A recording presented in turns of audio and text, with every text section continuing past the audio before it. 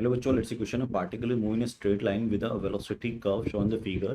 Draw the approximate acceleration versus time and displacement versus time. बच्चों अपन यहाँ बना लेते हैं डायग्राम को कुछ इस तरह से कि यहाँ पर हम वेलोसिटी टाइम ग्राफ दिखा रहे हैं। वेलोसिटी टाइम ग्राफ जिस तरह से यहाँ पर ऐसे है, फिर डिक्रीज किया आपका वेलोसिटी, फिर कुछ इस तरह से डिक्रीज करके नेगेटिव हो गया, फिर कुछ इस तरह से, फिर आपका वेलोसिटी और कुछ कांस्टेंट इस तरह से। और ये पार्ट जो है वो नीचे है तो उसको थोड़ा नीचे कर लो कुछ इस तरह से।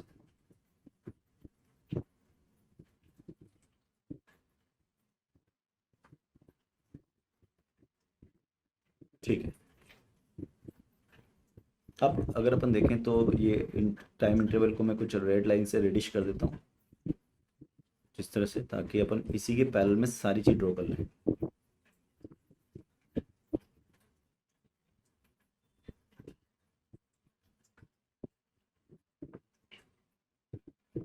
ठीक है, कुछ इस तरह से।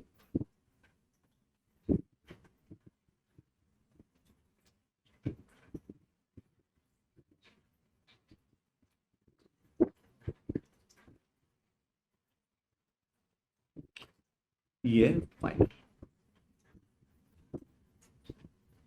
ठीक है, अब अगर यहाँ से अपन वी टी ग्राफ ड्रॉ करने की कोशिश करते हैं, वी टी ग्राफ ड्रॉ करने की कोशिश करते हैं, देखना वी टी ग्राफ।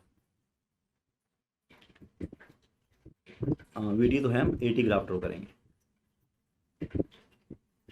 ये हमने ले लिया टी और ए टी ग्राफ। तो देखो यहाँ से यहाँ तक एक्सेलरेशन जीरो है, स्लॉप जीरो है तो एक्सेलरेशन जीरो है।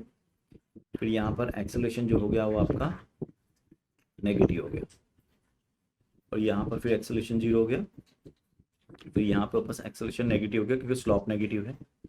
एक्सेलरेशन जीरो हो गया, एक्सेलरेशन पॉजिटिव हो गया, फिर एक्सेलरेशन जीरो हो गया।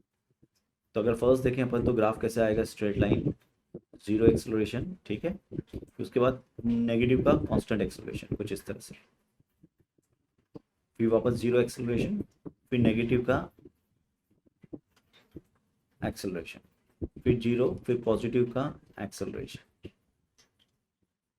एंड देन उसके बाद जीरो। तो ये हो गया आपका कर्व ए टी फर्स्ट। अब हमको डिस्प्लेसमेंट टाइम निकालना है second, S T. S T curve बना रहे हैं अपन, ठीक है। अब देखेंगे एस टी कर्व को, देखना आप सब। सबसे पहले अगर देखें यहाँ पर एक्सेलरेशन जीरो है, यहाँ पर एक्सेलरेशन, और यहाँ पर वेलोसिटी कांस्टेंट है, तो एस टी ग्राफ में कांस्टेंट स्लोप आएगा कुछ इस तरह से, कांस्टेंट स्लोप। ठीक है, थोड़ा नीचे कर लेते हैं अपन इसको ताकि ऊपर मिक्स नहीं हो वाले ग्राफ से, कुछ इस तरह से।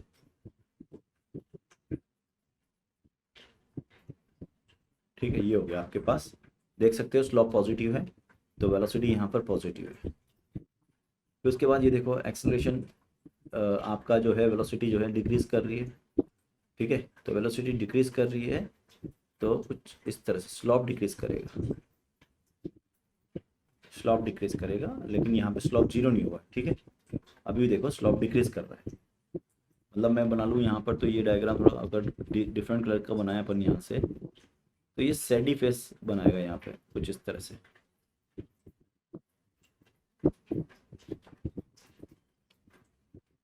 ये ठीक है, थोड़ा सैडी, पैराबोलिक सैडी फेस, ठीक है। क्या स्लोप कीप ऑन डिक्रीजिंग, थोड़ा और ढंग से बनाए इस डायग्राम को ताकि थोड़ा क्लियरिटी आए। इसको मैं इस तरह से बनाता हूँ, ये लाइन को थोड़ा मैं नीचे ले लेता हूँ ऐसे।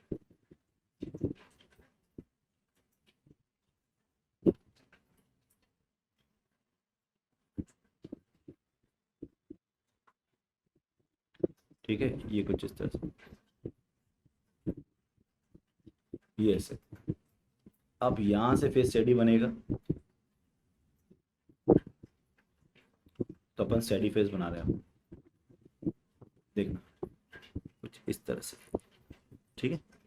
ये फिर उसके बाद अगर आप देखो तो आपका एक्सेलरेशन 0 हो गया, तो वेलोसिटी कांस्टेंट हो जाएगी, है ना, लेकिन कम स्लोप की, स्लोप कम दिखा रहा हूँ मैं, कम स्लोप की ऐसे, ठीक है। तो यहाँ पर स्लोप कांस्टेंट हो जाएगा, कांस्टेंट। फिर उसके बाद देखें तो हमारा एक्सेलरेशन आ जाएगा, फिर स्टेडी फेस आएगा, और अब स्टेडी फेस से आएगा कि यहाँ पर स्लोप 0 हो जाएगा क्योंकि वेलोसिटी 0 हो गई यहाँ पर। इसके बाद अब लाइन कुछ इस तरह से आ जाएगी, स्ट्रेट लाइन यहाँ से यहाँ तक। फिर उसके बाद ये वेलोसिटी नेगेटिव होगी यहाँ से, फिर वापस आपका कुछ इस तरह से स्माइली फेस क्योंकि एक्सेलरेटेड होगा, और फिर वापस ये, तो कुछ इस तरह से ग्राफ आएगा। All the best.